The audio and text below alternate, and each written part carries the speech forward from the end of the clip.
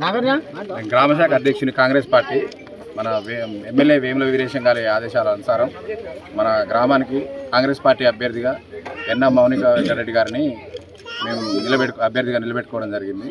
కాబట్టి అందరూ కత్తెర గుర్తు మీద ఓటేసి అత్యధిక మెజార్టీతో గెలిపించాల్సిందిగా కోరుతున్నాం.